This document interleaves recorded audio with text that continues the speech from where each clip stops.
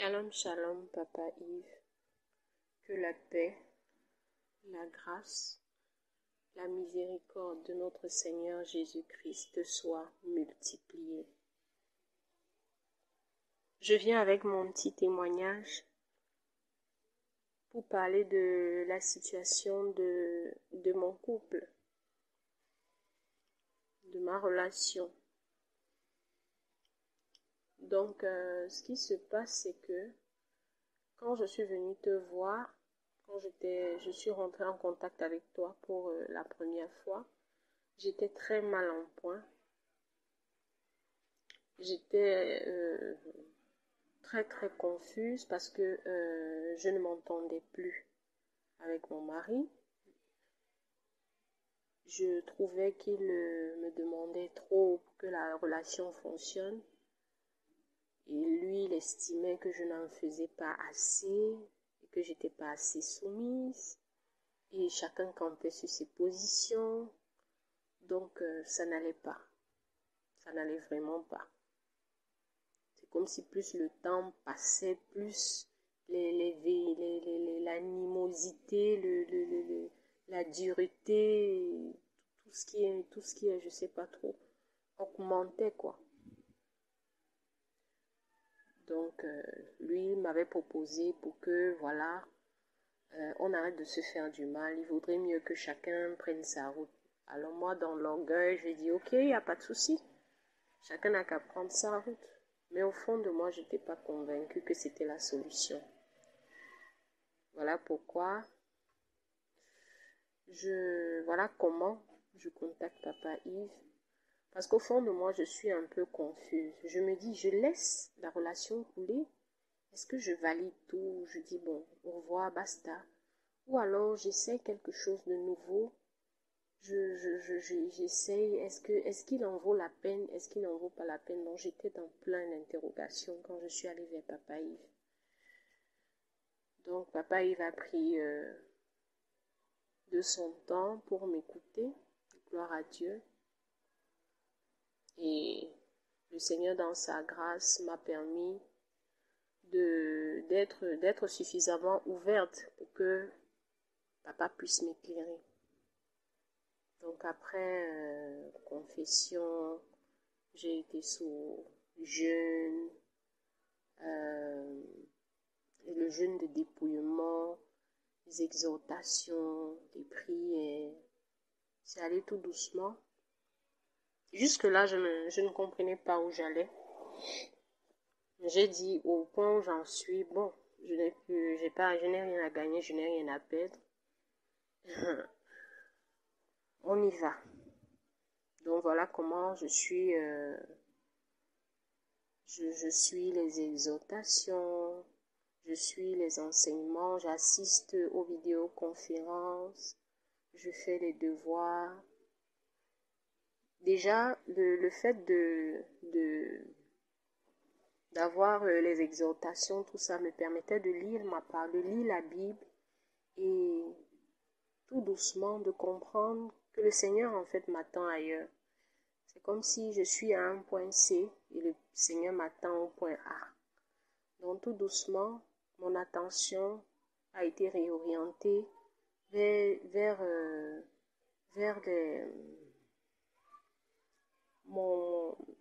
comment dire, j'ai commencé à comprendre ce que le Seigneur attendait de moi. J'ai commencé à comprendre ce que c'est qu'un enfant de Dieu, les choses que j'avais mises de côté, quoi. Donc j'ai renoué avec tout ça et ça me faisait du bien, tout doucement. Mais la relation ne changeait pas beaucoup parce que, bon, je me contentais d'écouter, hein. Je n'appliquais pas forcément. Donc, c'était toujours calme à la maison, mais calme tendu. Parce que s'il suffisait d'une réponse mal placée pour faire naître des conflits déjà passés et tout. Donc papa est dans ses exhortations et par la grâce de notre Seigneur Jésus-Christ m'a fait comprendre que je dois pouvoir laisser le Seigneur opérer, me dépouiller en fait. Je dois laisser le Seigneur me dépouiller. Je dois accepter la transformation. Donc, c'est ce qui s'est passé. Tout doucement, je lâchais prise sur un certain nombre de choses. Je lâchais prise. J'avoue qu'au départ, je ne savais pas trop. Il y avait des situations où je ne savais pas trop quoi faire, comment faire. Et j'avais un raisonnement, j'avais une façon de penser. Il est bon de noter que moi, j'étais ce genre de femme qui pensait à bâtir une carrière. Je réfléchissais plus dans le sens de l'ambition. En fait, je réfléchissais comme un homme, quoi. Je n'attendais pas un homme pour bâtir quelque chose dans ma vie.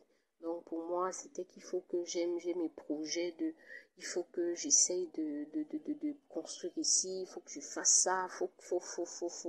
Bien que ça ne marchait pas comme je planifiais, mais c'était des choses qui étaient très, très, très... C'est ça qui m'occupait en fait. J'étais pas... je ne m'épanouissais pas dans la femme, le côté... La femme qui prend soin de sa maison, qui encadre ses enfants. Je trouvais ça ennuyeux à la limite. Ennuyeux, donc je n'étais pas épanouie dedans. Et c'était ça en fait le nœud, hein. C'était le nœud du problème, le nœud du problème. Il ne trouvait pas que j'étais assez investie justement dans la vie de femme, parce que moi j'étais plus épanouie au travail, j'étais plus épanouie dans la vie professionnelle, j'étais épanouie dans les activités, j'étais épanouie ailleurs, sauf dans la vie de la maison. Donc tout doucement, papa il va déconstruire ce raisonnement que j'avais, et le Saint-Esprit, le Seigneur Jésus dans sa grâce a permis que on aille toucher les causes. On aille toucher les causes de ceux qui faisaient en sorte que je fuyais. En fait, cet aspect de ma personne là, pour me concentrer, pour être plutôt cette femme battante, lionne, voilà, pour développer plutôt cet autre aspect de ma personnalité. Donc le Seigneur dans sa grâce est allé dans les profondeurs, il est allé dans les causes, il est allé toucher là-bas. Ah, je me souviens, j'appelais papa Yves en larmes. En larmes. Je lui dis, papa, moi je ne savais pas que Dieu allait aller là-bas. Oh. Je ne savais pas qu'il allait aller là-bas. Il me dit, laisse le Seigneur te transformer. Ne pleure pas parce que c'est lui qui est à l'œuvre et il fait toutes choses. Il fait toutes choses pour ton bien. Il ne faut pas pleurer. Donc, tout doucement, j'ai compris que le Seigneur travaillait en moi quand il y avait des situations où je n'avais souvent même pas la force de réagir. Il y avait des situations où je me surprenais, moi, de réagir, de ne même pas parler, de rester tranquille. Alors que je pouvais m'enflammer, j'avais toutes les raisons d'insulter, non. Donc, quand papa me demandait comment est-ce que ça se passe là-bas, moi je lui disais toujours, papa il me regarde avec 1 an et demi, hein, parce qu'il me dit, la dernière fois il m'a dit, ça t'arrive souvent d'être calme et douce. Ça t'arrive souvent, je précise bien souvent. Parce qu'après là, tes griffes se ressortent. Quand on te piétine 1, 2, 3 fois, allez, tes griffes ressortent. Donc je disais à papa, c'est ce qui m'attend sur la durée. Et je ne me concentrais plus trop sur cela. J'avais compris que j'avais ma foi à bâtir. Le Seigneur attendait beaucoup, il attendait des choses de moi. Donc, ce travail-là m'a permis de meubler même mon temps, de m'occuper. Ça a dit le temps qu'on prend pour aller fouiller le téléphone, pour aller regarder qui l'a appelé, parce que c'était mon travail. Hein. Je pouvais même clowner son téléphone. Je clown pour prendre tout. Là, je m'assois tranquille, je me passe toute une journée, je décortique chaque message, chaque SMS, chaque appel entré, à chaque appel entrant, chaque appel sortant. Papa, il m'a dit, ça ne t'aide pas, faut laisser tout ça. Ça ne t'aide pas, on n'a plus le temps. Et je me souviens de cette parole, on n'a plus le temps. Il faut travailler, il faut bâtir ta foi. On n'a plus ces choses-là, il faut laisser. On n'a plus le temps. Il faut travailler, bâtir ta foi. Les jeûnes, les prières, les enseignements. C'est là-bas que tu dois être occupé. Et je dois avouer que quand j'ai commencé à me concentrer, plus je me concentre là-bas, plus la maison devient calme. Plus je me concentre dans mon dépouillement, dans le travail sur moi, sur ma personne, ma maison devient calme. Les choses changent petitement. Les choses commencent à se transformer. Tu dis, waouh, merci Seigneur. Donc, j'ai continué dans mes exhortations. Papa, il va continuer dans les exhortations, dans les conseils aussi, parce qu'il avait les conseils aussi, toujours inspirés du Saint-Esprit, qui m'ont beaucoup aidé, parce que j'étais également ce genre de personne qui disait que, en fait, on aime appeler ça principe. J'étais, on dit, une fille de principe. Donc j'étais du genre, si je te dis, je prends un exemple tout bête pour pouvoir être comprise. Si je te dis, ici, dans mon salon, on ne mange pas de pomme. Le jour où tu manges la pomme, je te dis, ok, tu as franchi là-bas, et là, il y a une conséquence qui doit tomber. Je dois sévir, il y a un truc qui doit se passer. Donc, j'étais très carré, j'étais ce genre de personne-là, mais le Seigneur a fait en sorte que mon époux rentre dans toutes ces limites-là et que je ne puisse rien faire, que je le regarde et que je retourne vers papa avec les larmes aux yeux qui me demandent de me calmer, de faire confiance à Dieu et de le laisser accomplir son dessein dans ma vie. Donc, le langage de que je ne peux pas, je ne supporte pas telle chose, je n'accepte pas telle chose. Ah, je te le dis, hein, je ne me fais jamais telle chose. Ce langage-là est mort. Parce que j'ai compris que rien n'arrive dans ma vie si le Seigneur n'a pas décidé. Donc, si quelque chose de mauvais, si mon mari, par exemple, me fait quelque chose, parce qu'il y avait aussi des langages, je lui disais, tu me fais telle chose parce que tu es méchant, tu es quelqu'un de foncièrement méchant, tu as un cœur noir. J'ai également arrêté ce genre de langage-là. J'ai compris que si il me fait quelque chose de méchant, ou bien il me fait quelque chose qui n'est pas bien, eh bien le Seigneur l'a permis tout simplement. Là, je retourne vers le Père pour lui demander, Père, comment je fais? Qu'est-ce que je fais? Si je n'ai pas de réponse, je vais vers papa et papa, et comment je gère? Qu'est-ce que je fais? Donc, c'est un peu comme ça que tout doucement, la tension s'est désamorcée dans la maison.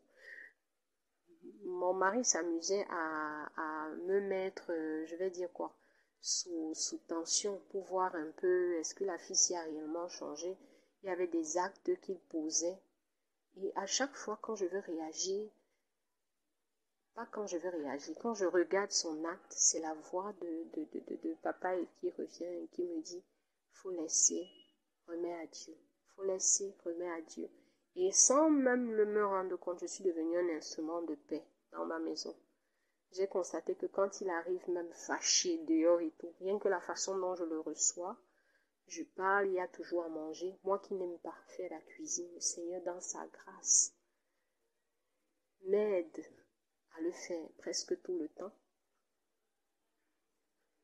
Donc quand il rentre, même si ce n'est pas top, même si je ne suis pas top chef, au moins le fait de m'être donné la peine d'avoir fait, je vois maintenant, avant je disais, oh tu n'apprécies pas mes efforts, mais maintenant je vois comment il les apprécie, il apprécie, puisqu'il mange sans rechigner. Donc quand ça se passe comme ça, je vois comment la tension baisse, il devient calme, il devient posé, et là on peut parler d'autre chose. Donc je rends grâce à Dieu également pour cela. J'ai compris que j'étais un instrument que le Seigneur devait utiliser dans ma maison, et je prie tout le temps que le Seigneur m'accorde cette grâce-là de rester à ses pieds pour que tout ce qu'il a prévu comme dessein s'accomplisse véritablement dans ma vie. Donc, à présent, les choses sont beaucoup plus calmes. Les choses sont beaucoup plus calmes, les tensions ont baissé. Déjà que le Seigneur m'a fait expérimenter sa paix. Et comme je le disais, je me répète sans le savoir, je suis devenue un instrument de paix. Ça fait que même quand la belle famille ou bien ma famille, les gens viennent avec des problèmes, le fait que je ne réagisse pas ou que je ne réponds pas méchamment, ou que je ne m'enflamme pas, je ne me fâche pas, quelque peu, ça calme la situation. Ça rend la situation, ça rend l'atmosphère calme en fait. Et là, j'ai eu à voir les gens reconsidérer ce qu'ils ont dit. Non, je ne voulais pas te dire ça. En fait, je voulais plutôt te dire que ce que tu as fait là et tout, tu n'aurais pas dû. Je dis, ah oui, j'ai compris. Si ce n'est que ça, c'est bon, j'ai compris. Il n'y a pas de problème. Prochainement, avec l'aide de Dieu, je ferai mieux. Et on passe dessus. Donc, voilà un peu la situation. Et au niveau des enseignements, il a commencé également à s'intéresser. Il a commencé à s'intéresser tout doucement. Tu dis que tu pries où? Tu dis que c'est qui? Il regarde, il guette. Ah, ok. Non, c'est bien. C'est bien, il faut faire. Donc, la dernière fois, il avait eu à me demander des prières là. Vous priez même pourquoi? D'abord même que tout le temps, tu ne manges pas ici, tu jeûnes. Vous jeûnez, c'est pourquoi? Je dis, c'est pour se dépouiller. Tu sais que pour se dépouiller des désirs de la chair, tout ce qu'il y a comme orgueil, comme jalousie. Tu sais, on est né, on a été conçu dans le péché, dans l'iniquité. Donc, ce sont des choses qui font partie intégrante de nos vies. Tu vas te lever un jour, tu dis que tu ne manges jamais. Mais arriver au carrefour, ou bien arriver même devant le bureau d'un chef, tu vas te retrouver en train de mentir même sans savoir. C'est après que tu prends conscience que tu as menti. Qu'est-ce que tu fais? Donc voilà pourquoi nous, on reste dans le jeûne, pour que le Seigneur, dans sa miséricorde, tue cette façon de faire là, tue ce péché en nous. Il dit, ah, c'est intéressant ça. Et vous jeûnez comme ça tout le temps? Je dis oui, puisque c'est des choses qui ne quittent pas tout d'un coup. Tu peux même jeûner, même Dieu, imagine tout le genre de péché que tu as porté depuis que tu es né. Tu as menti, tu as volé, imagine depuis que tu es né. Il faut vraiment que le Seigneur vienne, il te touche pour que ça quitte définitivement. Ça aussi c'est possible, mais c'est selon sa volonté. Sinon nous on reste là, on reste à ses pieds, on attend. Et un peu, il enlève, un peu, il enlève, un peu, il enlève. Il dit, ok, je comprends. D'accord, je vois. Ça, c'était pour la première fois. Il me disait, donc vous jeûnez comme ça tout le temps? Je dis, oui, c'est tout le temps qu'on jeûne. Il dit, d'accord. On est passé dessus.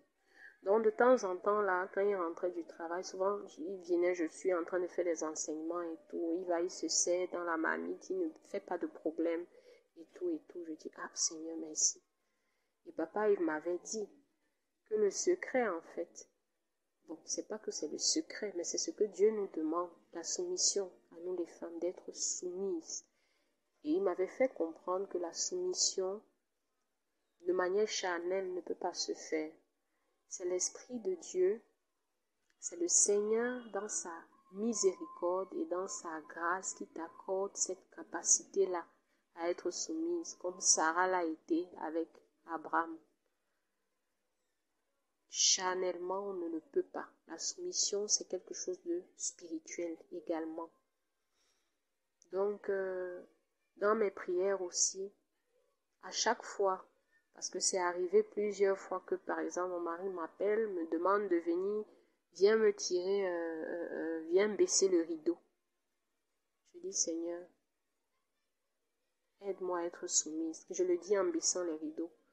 Il me déplace de là où j'étais pour que je vienne là où lui il est à côté pour baisser les rideaux. Parce qu'au départ, je disais, mais au départ, je répondais que, mais est-ce que j'ai 5 ans que tu m'appelles comme un enfant pour...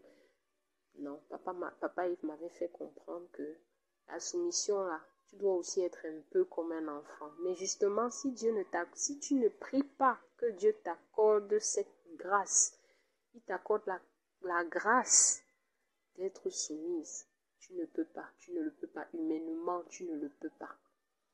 Donc, je suis en train de voir ça tout doucement, de pouvoir faire des choses même qui ne me plaisent pas, mais sans que je n'ai la rancune. Parce que voilà aussi l'une des choses que le Seigneur a travaillé. Mon cœur était un magasin. C'était un magasin. Le Seigneur m'a fait comprendre que toi-même là, 1, tu es trop fier. 2, ça dit que toi-même tu es malade d'abord spirituellement. Tu es malade spirituellement. Pourquoi est-ce que tu veux... Donc, j'ai commencé à comprendre qu'il faut que je travaille sur moi. Il faut que moi-même d'abord je me soigne. Avant de commencer même à regarder les autres, il faut que je me soigne d'abord. Donc, ça m'a permis de comprendre que personne n'est parfait en fait. Personne n'est parfait. Quand je bute face à quelqu'un qui a un comportement qui me dépasse, ce que je fais la plupart du temps, soit j'implore, si je n'ai pas moyen de contourner, j'implore le Seigneur de m'aider à traverser. Je l'implore qu'il m'aide à traverser ou à faire avec. Donc, je me suis rendu compte, plus le Seigneur donc travaille sur ma personne, plus aussi cet homme est compréhensif. Plus j'ai l'habitude, je prends un exemple, plus j'ai l'habitude de cuisiner, plus le jour où je dis, pardon, aujourd'hui là, j'ai très mal au dos, j'ai très mal dormi, j'ai des courbatures, il va me dire, il n'y a aucun problème, je vais faire la cuisine, et il va y faire la cuisine, et tout le monde mange, et c'est sans rancune. Donc j'ai compris que nous sommes des vaisseaux, la femme sage bâtit sa maison, et elle est sage pourquoi? Parce que la sagesse vient de Dieu. Celle qui craint l'Éternel, c'est elle qui sera... C'est important en fait de rester au pied du Père. C'est important de rester au pied du Père. Donc voilà un peu la situation. Pas plus tard qu'hier, il est revenu. Déjà hier, j'écoute mes audios de prière sans écouteurs quand il n'est pas là. Mais quand il est là, je mets les écouteurs pour ne pas perturber, surtout quand on dort. Donc mon fils a bouffé mes écouteurs, il a mangé ça. Et je me suis retrouvée, ça fait 3 jours là, j'ai pas les écouteurs. Donc hier, j'avais vraiment que je voulais mettre mes audios. Et je lui ai demandé, s'il te plaît, est-ce que ça va te perturber de dormir avec les audios? Il m'a dit, non, il n'y a pas de problème, tu peux mettre tes audios tranquillement. Donc j'ai mis les audios, je les ai fait répéter 5 fois, toute la nuit en fait, toute la nuit, j'ai fait répéter les 3 audios en boucle. Il me réveille autour de 2 heures du matin, il me dit, je dis oui. Quand tu rêves que tu ramasses l'argent, ça veut dire quoi? J'ai dit, comment ça? Il dit, ça fait 2 fois je fais le même rêve. Je marche sur une route, je trouve l'argent, je ramasse. Je dis, ça dépend. Est-ce que quand tu ramasses là, quelqu'un te poursuit? Il dit non. C'est les billets d'argent. C'est un tas au sol dont je ramasse. Je dis, ah, ça ressemble à une ouverture, une percée financière, une bénédiction. J'ai dit bénédiction financière. Il dit, ah bon? Je dis oui. Il dit, ça fait 2 fois je rêve ça. Je dis oui, c'est sûrement ça. Mais ce que tu dois comprendre, c'est que, pardon, la bénédiction vient de Dieu. Donc, pour pouvoir jouir de cette bénédiction-là, tu dois être en Dieu, tu dois être en Christ. Pour pouvoir jouir de cette bénédiction. Parce que quand tu es en Christ, là, c'est sûr. Mais tu n'es pas en Christ, bon, tu peux rester, ça reste le rêve, quoi. Ça reste peut-être une promesse en suspension dans ta vie. Il dit, ah, ok. Il s'est recouché, il s'est rendormi. Le matin, donc, il revient. Il me dit, mais le jeûne que vous faites là, j'ai dit oui. Vous jeûnez encore? Je dis oui, on jeûne. Il dit, bon, là maintenant, explique-moi bien, vous jeûnez comment? Je dis, on jeûne. Au départ, on jeûnait 1 mois avec 2 semaines de repos, 1 mois, 2 semaines de repos. Il dit, 1 mois là, vous jeûnez comment? Je dis, on jeûne de 6h à 18h. Mais maintenant, on a 3 jours à sec. Il dit, hein? J'ai dit oui, 3 jours à sec. Donc lundi, si tu commences ton jeûne lundi à 6h, voilà, tu jeûnes de lundi à 6h, mercredi 18h. Et jeudi, vendredi, tu peux arrêter à 18h. Il dit que donc, vous jeûnez 7 jours sur 7. Je dis non, le dimanche, on se repose. Le dimanche, tu peux manger normalement. Il dit, merci. Je suis sûre que vous tous là-bas, vous avez le ventre qui est collé au dos. On a d'abord ri. Je dis non, pas forcément, parce que ce n'est pas quelque chose d'abord de facile. Et il dit oui, ça ne peut même pas être facile, surtout la nuit là, quand tu dors sans manger. Excusez-moi. Quand tu dors sans manger, tu es face à tes intestins. Ce n'est vraiment pas facile. Vous faites même comment? Je dis déjà, c'est pas la compétition. C'est pas la compétition. Donc, les gens font comme ils peuvent. Je dis, il répond, qu'il a son collègue. Son collègue apparemment est un musulman qui a fait le ramadan. Il dit, lui, il prend 2 litres de bouillie avant de commencer le jeûne le matin et 2 litres de bouillie pour finir le jeûne le soir. Je dis non. Là, ça ressemble plus à un régime alimentaire. Ça ressemble plus à un jeûne, un régime alimentaire que à un jeûne spirituel. Parce que le jeûne, quand on dit que tu jeûnes, c'est une activité spirituelle. Tu n'as pas besoin de prendre des dispositions physiques. Tu n'as pas besoin de prendre des dispositions charnelles. C'est-à-dire manger plus, calculer l'heure. Tu manges 10 minutes avant le début du jeûne. Non. L'idée du jeûne, c'est de retourner au Père, en fait. De tuer la chair pour élever l'esprit. Donc, c'est important de totalement dépendre de Dieu. C'est Dieu, lui, tu ne peux pas faire une activité spirituelle. Tu ne peux pas faire un jeûne sans prière, en fait. Tu ne peux pas faire un jeûne sans prière. Il faut que tu comprennes qu'un jeûne, pour faire le jeûne que Dieu demande de faire, tu as besoin qu'il te donne la capacité. Pour cela, tu dois le lui demander dans les prières. C'est Dieu qui nous donne, c'est Dieu qui a donné la capacité à Jésus. Bon, j'espère ne pas m'être trompée. Il a jeûné 40 jours dans le désert.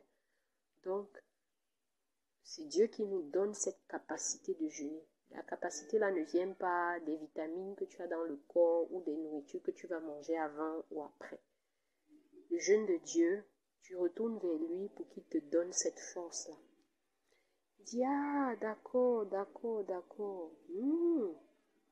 C'est intéressant. Je dis, oui, si tu es intéressé, l'idéal est que tu sois encadré pour ne pas que tu jeûnes pour rien. L'idéal, c'est qu'il y ait un suivi, ton papa dans la foi est disposé pour te le faire. Il dit, il n'y a pas de souci, il n'y a pas de problème. Il n'y a pas de problème. Quand je serai prêt, je vais venir vers vous. Je vais te dire. Je dis, il n'y a pas de souci. Moi, je suis là. C'est quand tu veux. J'ai passé, c'est intéressant. Donc, en cela, j'ai ressenti, il a envie de jeûner. Bon, Dieu seul connaît ses motivations, Dieu seul sait pourquoi. Mais la chose positive que j'ai compris, c'est que voilà, il s'intéresse. Il ne s'intéresse pas aux jeûnes que les autres font, mais aux jeûnes que moi je fais. Il s'intéresse au type aux choses que je fais, aux choses que je ne fais pas, il s'intéresse. Donc, sans le savoir, sans que moi je ne le sache, lui il me regarde bien, bien, bien, pour voir ce que je fais, voir ce que je ne fais pas et tout. Donc, je veux rendre grâce à Dieu pour ça.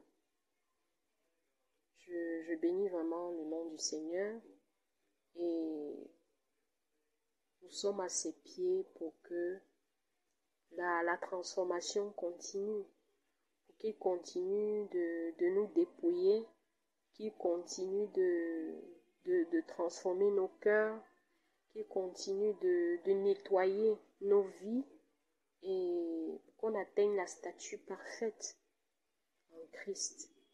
Que son nom seul soit glorifié. Shalom, shalom.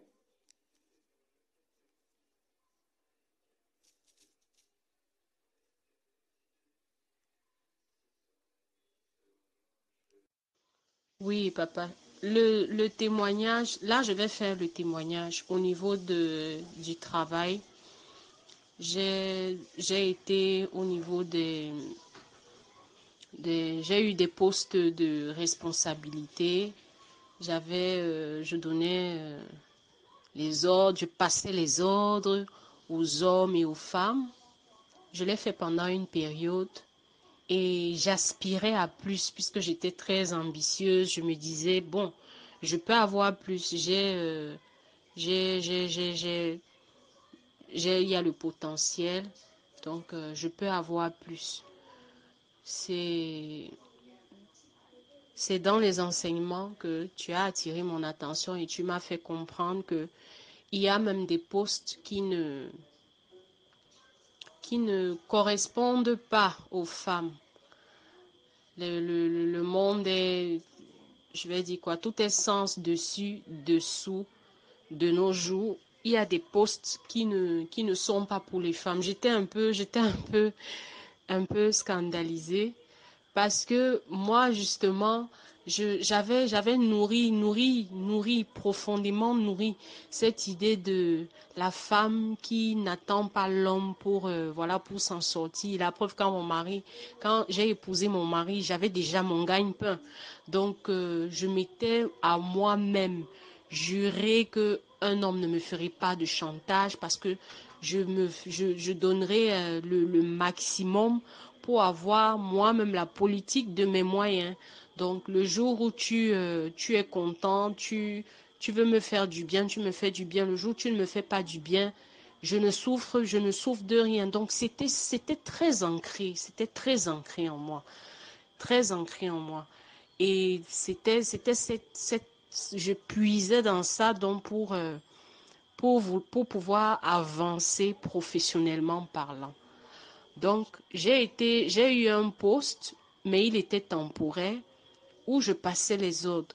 Et Dieu faisant ces choses, pendant ce moment-là, j'étais en contact avec Papa Yves qui me faisait comprendre que non, ça ne marche pas, ça ne va pas. La femme, c'est la soumission, la femme, c'est le silence.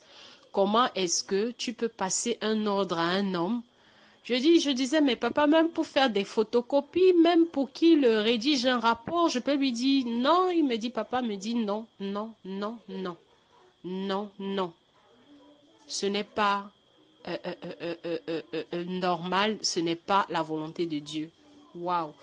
Ça dit, j'ai pris un coup parce que là, j'ai compris que, mais finalement, ça veut dire que les ambitions que j'avais là, ça va aller nulle part.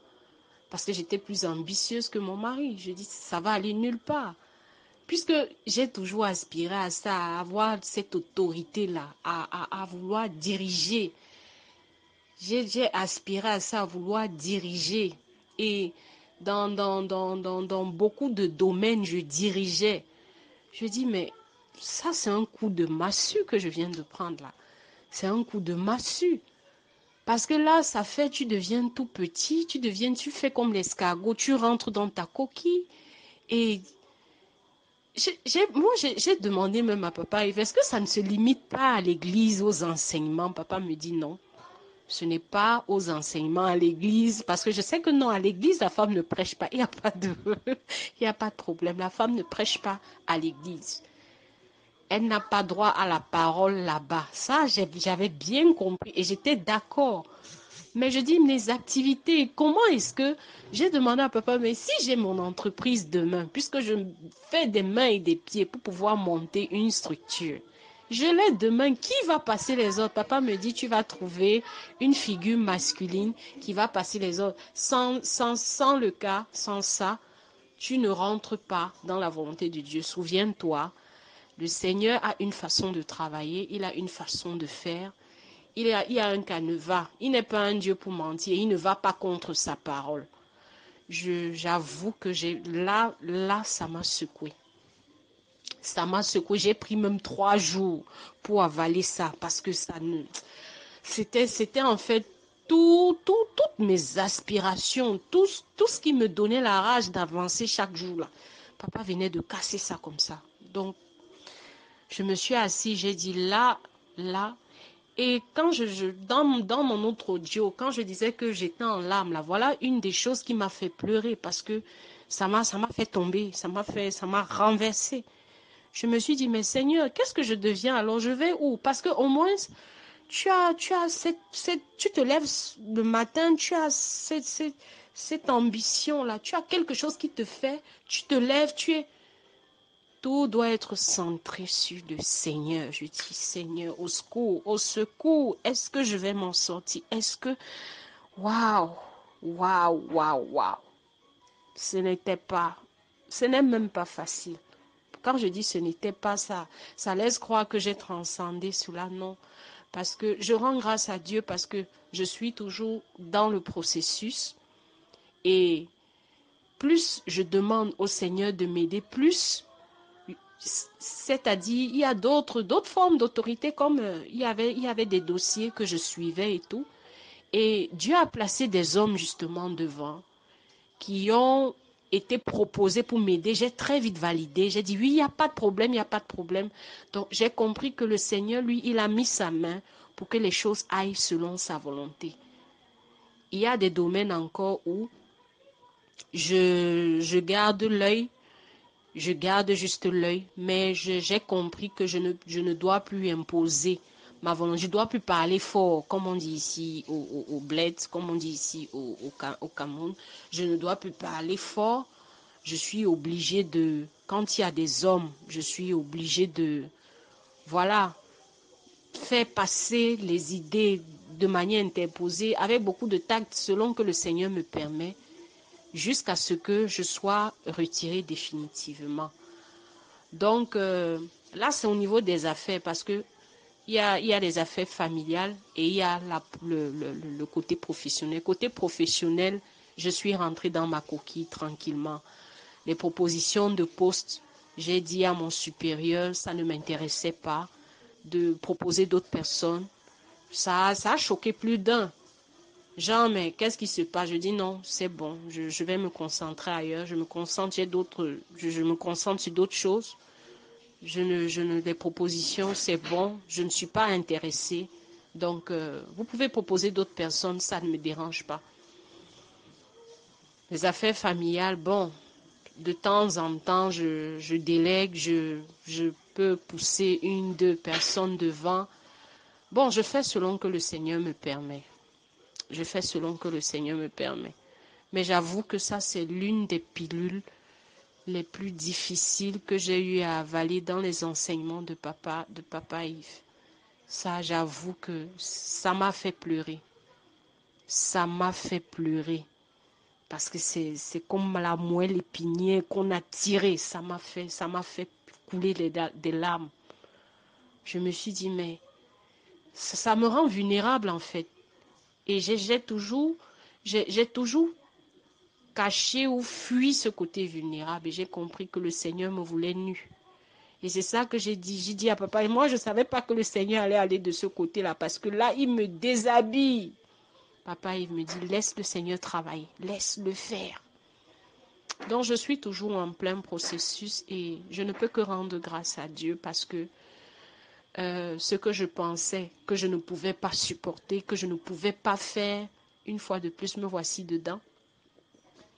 Et je laisse l'Esprit de Dieu me guider. Oui, bon, papa, je vais apporter des précisions au niveau du conflit. Au niveau du conflit que j'avais avec mon époux. Déjà que chacun campait sur ses positions et moi j'étais très très rebelle. Mon orgueil, ça dit, dans mon orgueil, je me disais, mais lui, il pense que quoi en fait? Il pense que quoi? Donc, à chaque fois qu'il venait avec une situation, c'était ces paroles-là qui montaient. Donc, il y avait des moments où, juste pour qu'il n'ait pas raison, juste pour qu'il n'ait pas raison, juste pour qu'il n'ait pas le dernier mot, je vais l'embêter.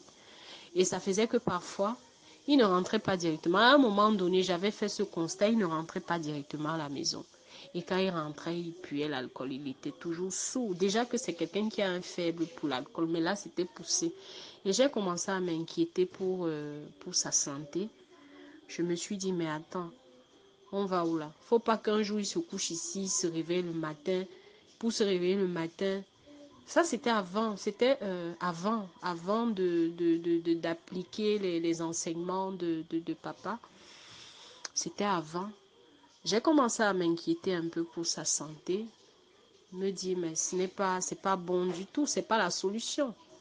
Et j'ai enclenché le dialogue. Je lui ai demandé, mais pourquoi est-ce que tu rentres, tu es toujours sourd le matin, tu as besoin de boire l'alcool pour te réveiller? Il me dit, parce que ton comportement, ça ne va pas. Si je ne bois pas, je ne peux pas entrer dans la maison si je ne peux pas te supporter. Je lui dis, à ce point? Il me dit, mais qu'est-ce que tu crois? J'ai un homme dans la maison, ce n'est pas une femme, j'ai un homme. Bon, ce que je dois aussi dire, c'est que à un moment, financièrement, j'étais beaucoup plus stable que lui. Et je lui faisais ça dur, exprès. Que le Seigneur me pardonne. Je lui faisais ça dur, exprès. Parce que j'étais un peu plus stable financièrement. Donc tout ça m'aidait dans ma rébellion. Donc je fais ce que je fais. Quand je dis, mais le divorce, là, ça n'avance pas, ça ne bouge pas. Tu n'as pas vu l'avocat? Tout ça, je le mettais mal à l'aise dans ce sens. Donc c'est autant de choses que j'ai fait avant d'être rappelée à l'ordre par papa Yves et d'avoir compris que, en fait, ce n'était pas la volonté de Dieu pour moi et c'était seulement les péchés que j'ajoutais, quoi. Donc pour cela, je rends grâce encore à Dieu. Papa, je vais également ajouter que l'autorité avec laquelle autant pour moi, je suis rentrée dans le mariage, c'est quelque chose que j'avais développé depuis l'enfance, depuis toute petite, parce que depuis petite, déjà petite, on me traitait de snob. Tu snobs trop les gens. Toi, on te dit bonjour, tu regardes les gens de haut, ce genre. Donc j'avais, je ne sais pas d'où ça vient. Je bénis vraiment le Seigneur d'avoir croisé ton chemin. Parce que je viens de loin. Je viens de loin. Le Seigneur que son nom soit glorifié. Amen.